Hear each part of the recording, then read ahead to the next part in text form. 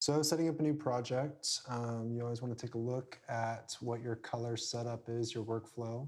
Make sure you know what is coming into your box, how you are grading, what working space you're in, and what your destination color space is. Here in the base light, we just kind of go into scene settings, look at some formatting stuff. I'm going to be working in RE Log C today. Log C is a pretty generic container that most colorists work in for grading footage that's destined to be in Rec 709. And I'm going to be doing a grade result color space, which means that's just the destination. I'm not doing any types of conversions. I'm not using a DRT today. I'm not doing anything that you couldn't see. This should be the same image that's coming out of the camera as a flat image without any kind of RE look or anything like that on it. The flavor of Log C could probably be debated for a long time. I mean, you need to be transparent when you're talking about what flavor you're working in so that when you pass that off to VFX or somebody else, if you have to do that, they know what primaries you're working in. So I am working in RE Log C, that's RE contrast curve. It's a little bit more punchy than a Cineon or something like that. It doesn't really matter as long as you're transparent about what you're doing and communicate with somebody that you have to pass it off with. So let's take a quick look at what we got. We got a diner scene, some people eating burgers, lady taking orders. She looks like she's telling everybody to calm down a little bit. That guy's piping up and they got a dog back there. Cool. A little flirtatious. Feel good family romantic comedy. Nothing hiding in the dark. So we got some overexposure in the backgrounds on some of these shots. Everything seems to be pretty well balanced as far as white balance goes, even exposures. They don't bounce too far. It makes sense that this is overexposed. They probably just turned the camera around. Maybe some diffusion and stuff. The only two shots that had any darker exposure were the dog and the top down of the counter. It should be pretty easy to match. We're gonna do some matching of luminance in there. And this dog, we don't know where he is. Looks like he could be in a bathroom. Looks like he could be in the kitchen. We have no idea. But we're going to assume that he's in a darker space, maybe somewhere back here, I don't know. But he should be down a little bit. It looks like he's in shadow. Okay, we need to identify a shot that's going to help us build a look for this whole scene. First, we've got this wide, followed by a couple close-ups of this guy. We got one of our waitress as she comes around. That's a pretty interesting shot. It shows us both sides. That's something to consider. This one doesn't really give us too much information. We got a close-up of an old man, and then we've got a slightly wider version of that. But it does cut out a lot of the window. A lot of the light is a little bit different. Can't see the counter. We know we're gonna have to match the overhead. So I think in this particular case, it would be advantageous for us to choose this wide. So setting up your primary grade is probably the most important part of your job. Unfortunately, if you don't get it right out of the gate, it can definitely come back to bite you in the end. Your primary balance is of principal importance. Everything kind of pivots around that. If you get into a grade and your primary balance is off, and I don't mean off as in like, oh, it's slightly not matched, you can recover from something like that. But if you have primary balances across multiple shots that are completely different approaches, you're gonna have a really difficult time trying to wrangle everything into a cohesive look. You need to be able to build one step at a time, starting with the primary balance. Then you think about, okay, now what is my look? What is this ultimately gonna be like? And you can't just jump into that. It's like anything else, a painting. You've got to build layer upon layer upon layer before you get to the final image. It is a process. You have to have patience. I typically tend to use the balls and the wheels in combination with a curve to get my balance going. I'm going to go ahead and use a layer 6. I tend to use a curve, a gentle S curve, kind of stretch this image out a little bit, kind of pull out some highlights, find some exposure, and then bring down some of those shadows.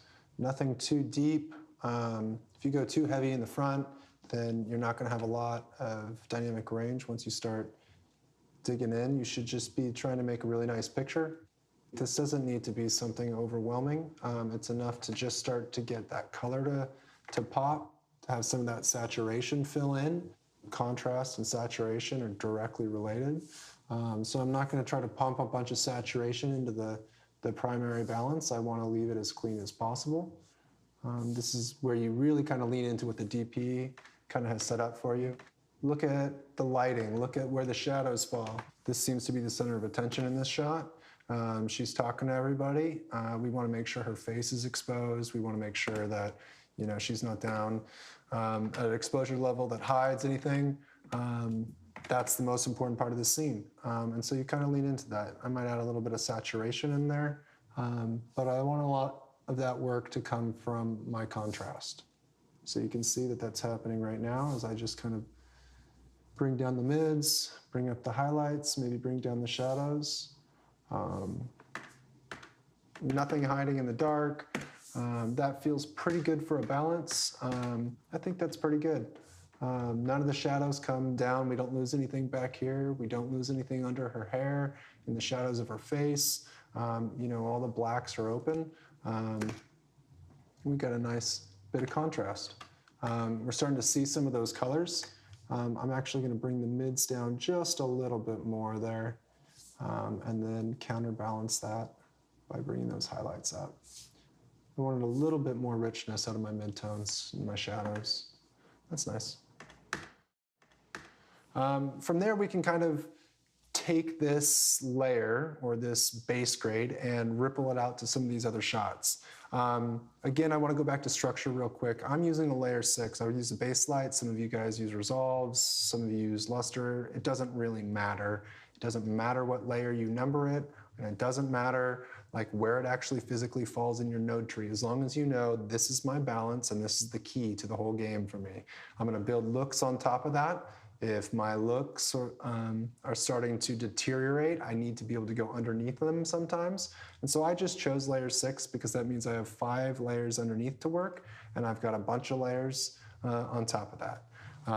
So I might pull some shadow keys, I might pull some highlight keys, and my personal preference is to do it underneath my balance grade sometimes.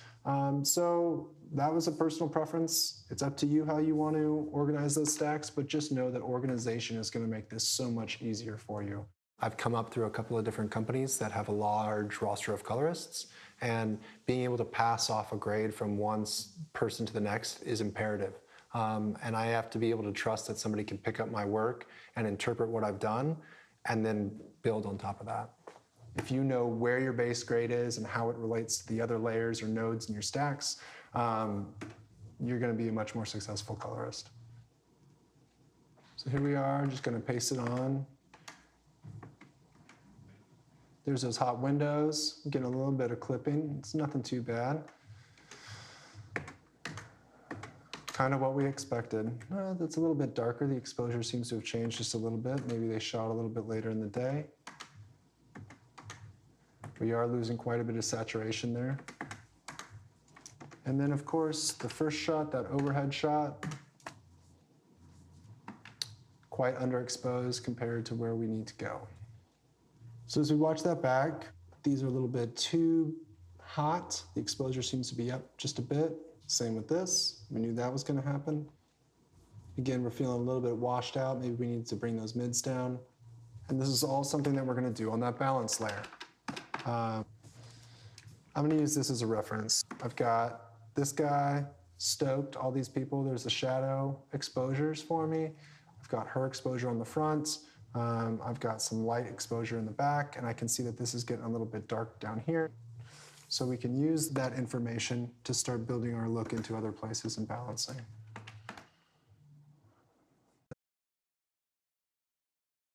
You can see immediately that the mids in this are lifted and washed.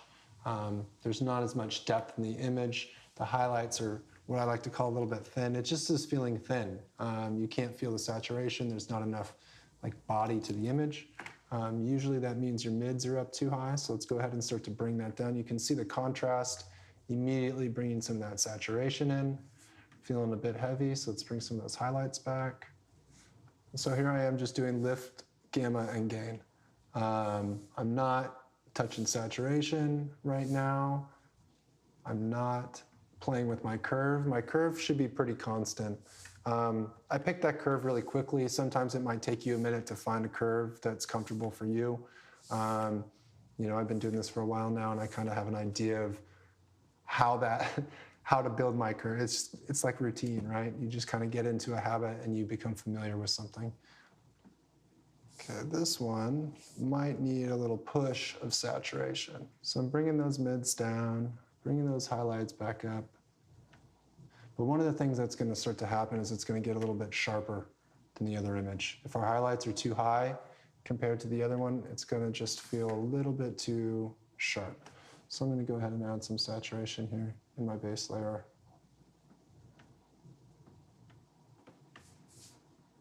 And our blacks seem to be pulled down a little bit further than they need to be. That's stretching this whole part of the image out and giving us a real thin kind of mid to low end image. Probably a bit better.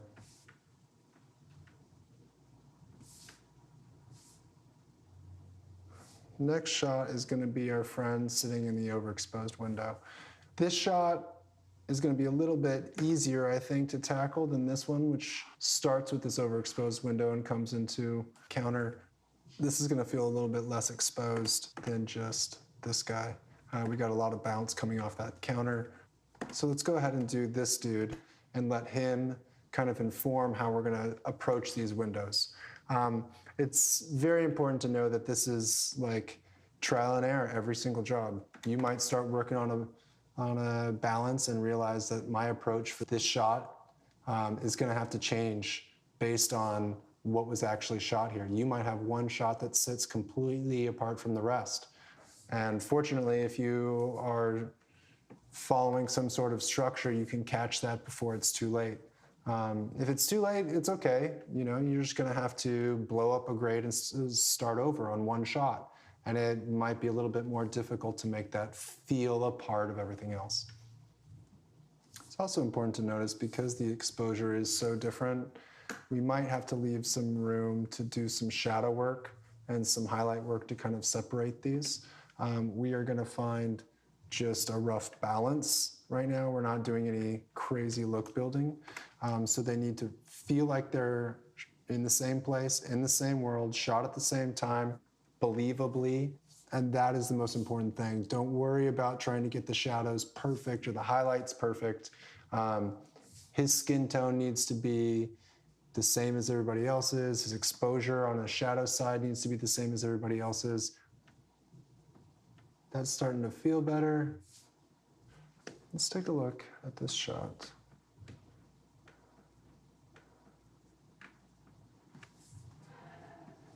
You can go ahead and try to apply that grade from over there. It doesn't necessarily translate.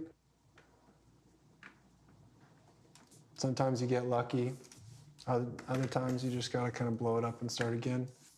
That's what the balance is all about.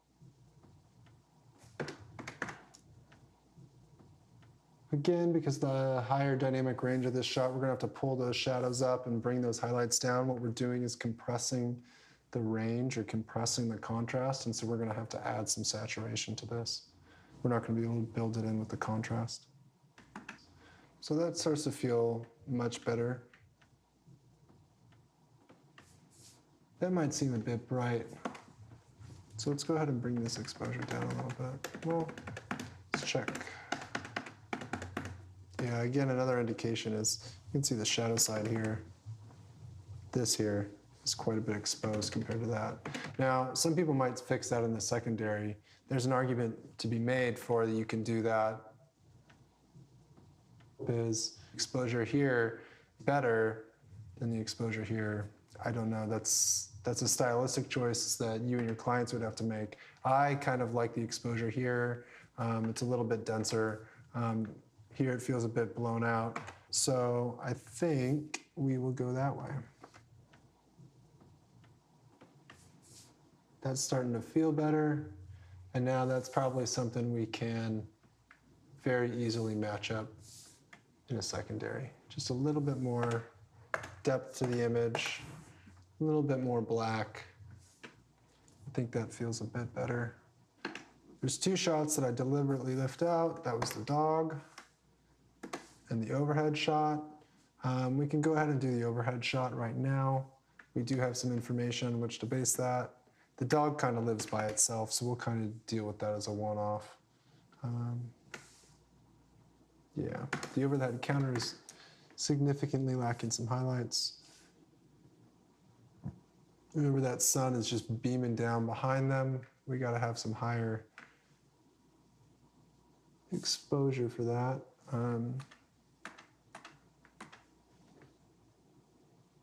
Let's just check in to see what's actually in there. Sometimes when you know that you're going to end up stretching something out, you want to check at the raw, see what the dynamic range of the original clip is, see what the original exposure was like, to see how far you can push something or how you can push something, whether you're going to push it in highlights or the mids or a combination of the two. If you have to pin your blacks way back down, it might not be a good idea to do it all in the midtones. You know, if you got to bring your highlights way down, it might not be a good idea to bring your midtones so far up. There's a bunch of different decisions to be made at that point based on what you're trying to match. Are you trying to get brighter? Or are you trying to get darker? Some mustard bottles right here you might want to check. What's our yellow doing? You know, what's our red doing?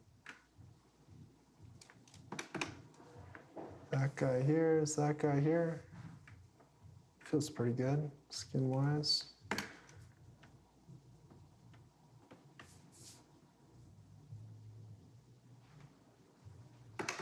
This shot seems to be the brightest one out of the bunch, so let's bring that down a little bit. Balancing is very much a back and forth. It's called balancing for a reason. You're kind of hitting your highlights, hitting your mids, hitting your shadows, all kind of in tandem. If you're making too strong of adjustment on one side and not on the next, then you're likely going to run into a problem.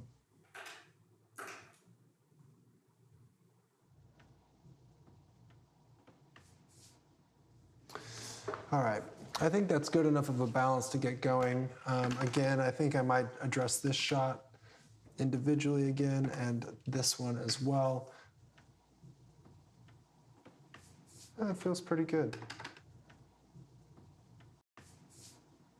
Now that we got our balance set, it's worth checking in with what our clients expect of us today. So I got a couple of references here. Diner scenes. We got one here from, I think that's Back to the Future. We got one from Pulp Fiction. I think that is Baby Driver, maybe a little bit more modern take on the diner. You can see it's got like high saturation, high contrast, strong color. And this, I think, is Blue Velvet. A darker film than I think what we're going for.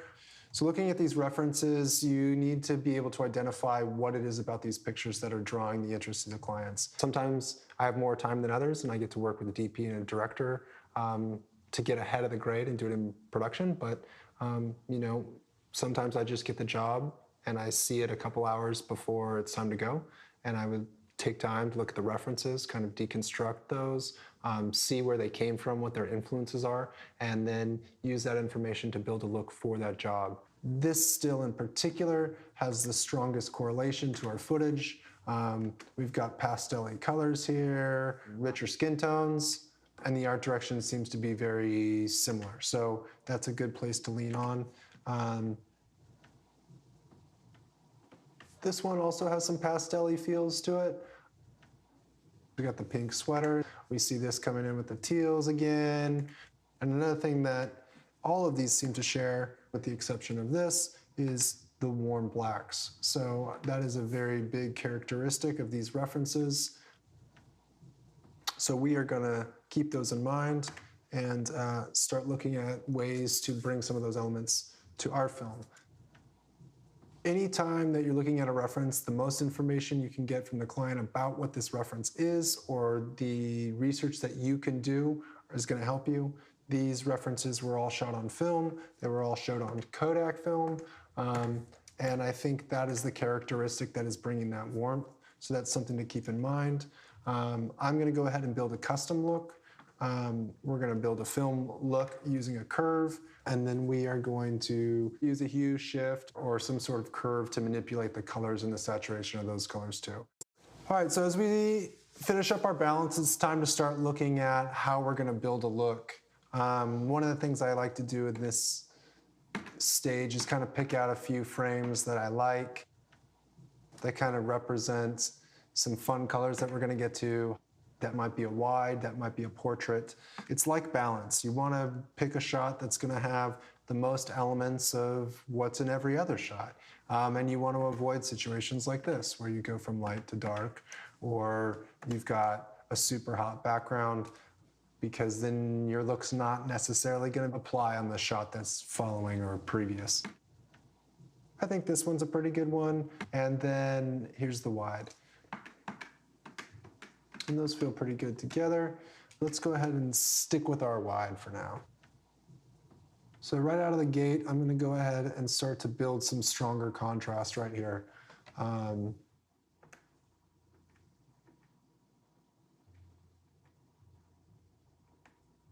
Kodak film stocks and those references in general have fairly strong contrast. Those, like earlier references, the Blue Velvet, the Back to the Future, I did some research on, and I believe those were shot on Kodak Eastman film, which tends to have vivid colors, you know, more red than yellow skin tones. They typically have deeper saturation so that the exposure of deeply saturated things feels a bit darker.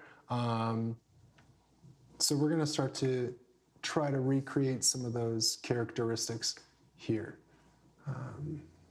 Over the years, I've developed a bunch of different looks for specific projects, and I have a toolbox of curves that I've developed over the years that I really like, that do specific things. Or, you know, I know that I need a warm grade or a cool grade. I might have a curve already set up that I can then apply to this footage as a starting point for a look, and then tweak based on, again, reference and client feedback and all of those types of things. If you have something that you like, and you've done a good job of balancing, that means that that look can probably transfer somewhere else fairly easily, so that you can cut out some of the steps that are time consuming, like how does this curve get manipulated to look like this? I've already done it. I can just apply this curve again and get going on the next step.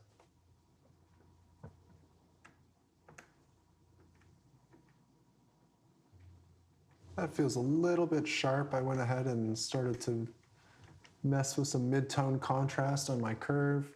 And you can see that right there, that creates kind of that sharp highlight feel. If we go too high, it starts to feel a bit false and weird. You can see it start to fall apart here. So I'm going to go ahead and bring that back down a little bit, something more manageable.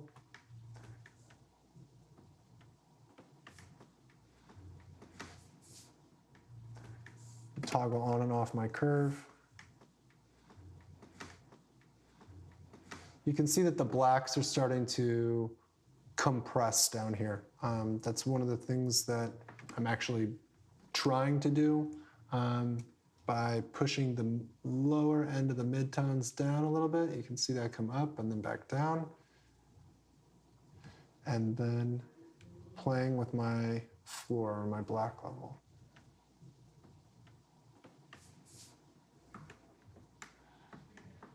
So let's check this again against our references and kind of see where our contrast lies.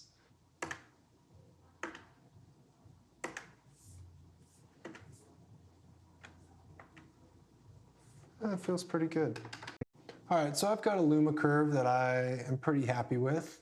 It's given us some sharper highlights, compressing the midtones and the shadows a little bit. And I'm going to go ahead and take a look at singling out one of the characteristics that I kind of rattled off there about those Kodak films.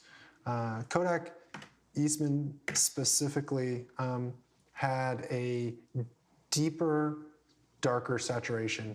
And so I'm going to go ahead and go into my lightness scale versus saturation, and I'm going to just bring the whole thing down 2 stops.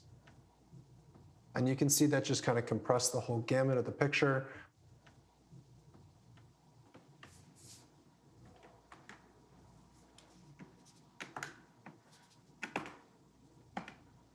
And so it kind of has a compression feeling, right? Like the highlights come down and the darks don't really get too much darker. It's just adding saturation.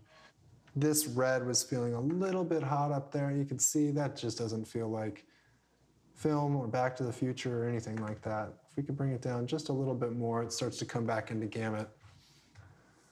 Because this is my look layer, I can push up underneath that if I need to get some more luma out of there. And so it's nice to kind of bring it down, get a richer picture, get some deeper saturation in the shadows. We might be able to come down just a little bit more. Yep, I'd say one more is good.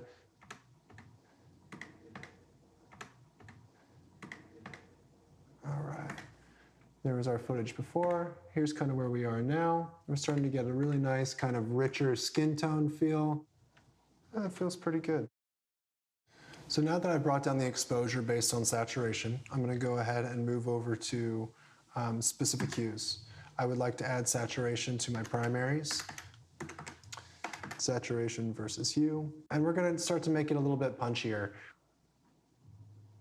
I'm going to just add some yellow. Some cyan.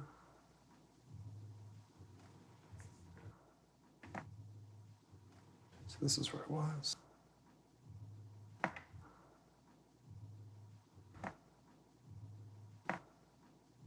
Now that we've got a look, we can actually push it and accentuate it and really kind of dial in those colors that we want. I'm going to switch over to hue versus hue. Dialing in some specific colors. I'm going to push the skin tones a little bit to be on the pinker side, not so much the yellow side, another characteristic of those films.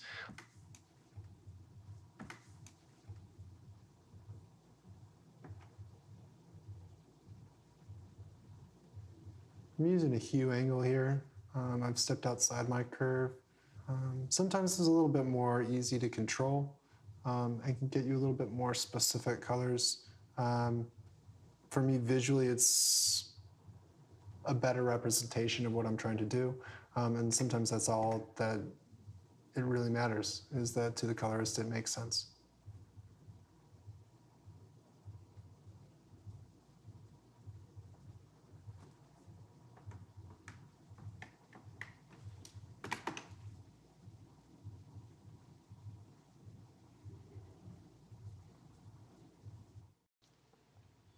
Now that we've got our colors dialed in, we can start to actually add some color via lift gamma gain.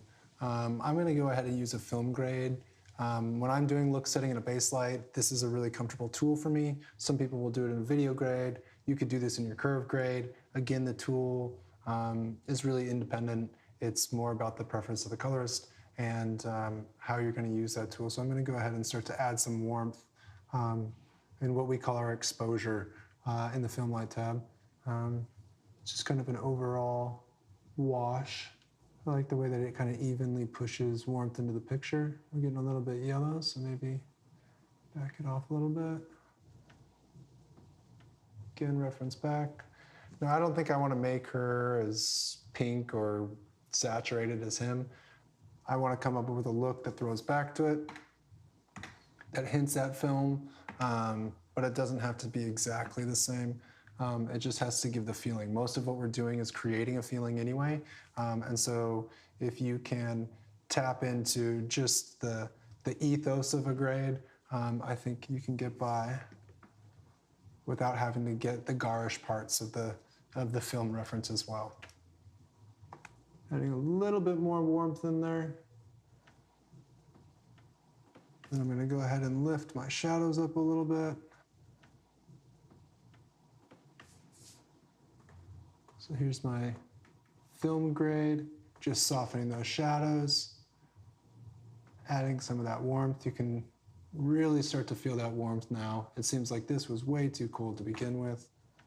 One of the nice things about working this way, where we build a look on top of a balanced layer, is that, say, 2 weeks down the line, the grade comes back to you and the clients change their mind completely. This warm look based on Back to the Future and Pulp Fiction is no longer in play.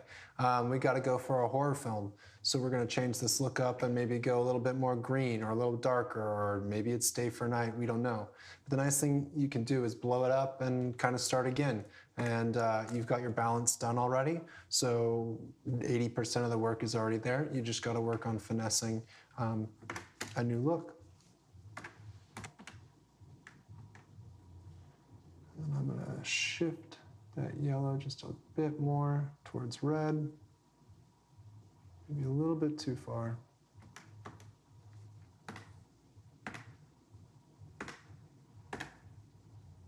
That's a pretty good film look. Those highlights might be a little bit hot for film, but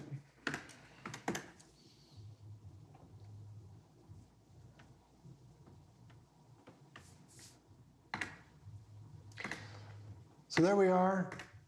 We've got our look built. I use a film grade, a little bit of a curve, and a little bit of a hue shift to kind of dial in warmer skin tones, pushing a little bit more red into the yellows, deepening some of those blues, overall pulling some exposure on the more saturated parts of our image, and I'm going to ripple that out across the rest of the sequence. Now that I've rippled our look across the rest of the sequence, let's go ahead and take a look and see what happens. If at any time when you just put your look on and you realize that the shot is now way out of whack, it's okay, we can always go back to our balance layer, check to make sure that it was balanced correctly. If it wasn't, make adjustments and then move on. If it's still out of whack, that's what we're going to do next. We're going to start moving in and looking at secondaries, making corrections to make things feel the way that they should feel within our world.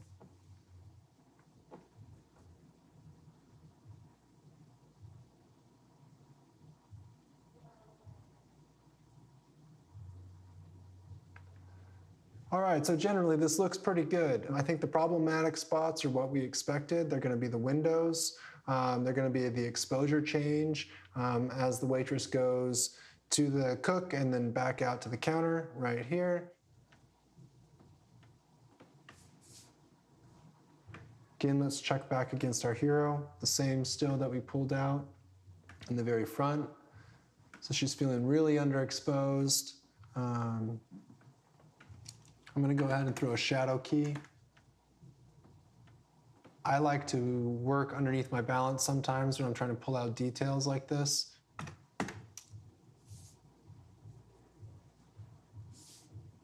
Let's see if we can just bring her up.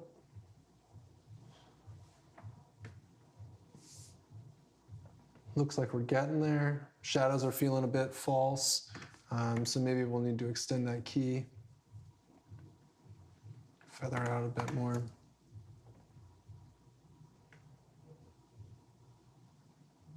I'm going to go back to my balance layer and bring it down just a bit. And maybe now that saturation we added in our base layer can subside a little bit. We've got a better balance. There we go. Feels a little bit better.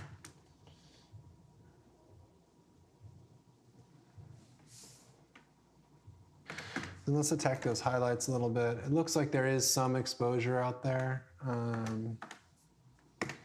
I can bring down the entire shot and see what's out there. Just the highlights of the windows are gone.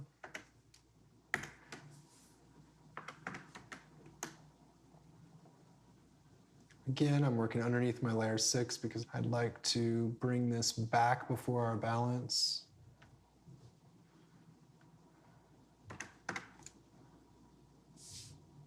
Might be worth checking our guy in the window, see where his highlights are sitting. So we're feeling a little bit warm compared to him. Let's check against here. That warmth is feeling all right to me here. She's maybe got a little bit too much saturation. So I'm going to go ahead and pull a skin tone key real quick.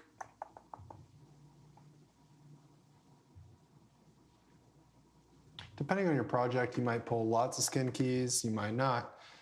Commercial work, most definitely. Movies and stuff, it could get a bit cumbersome. Long form, you want to be able to replicate again with ease, and the more secondaries you add, the harder it is going to be able to replicate that. So just keep that in mind as you're building something up. If you can go back into your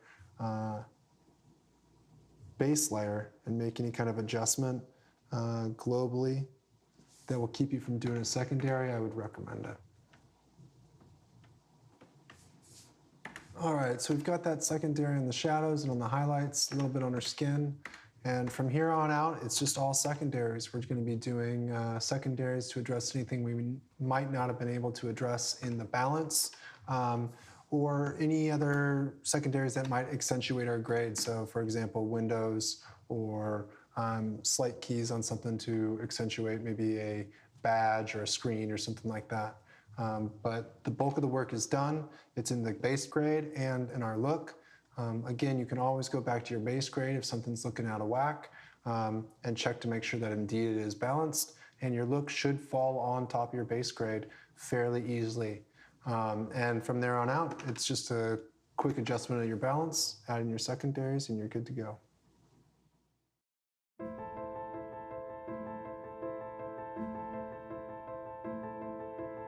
Sometimes I just get the job and I see it a couple hours before it's time to go.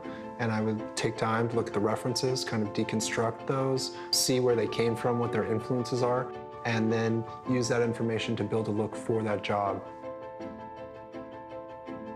You need to be able to identify what it is about these pictures that are drawing the interest of the clients.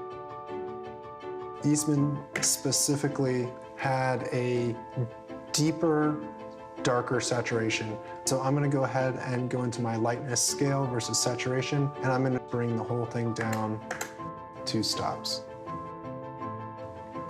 You can see that the blacks are starting to compress down here.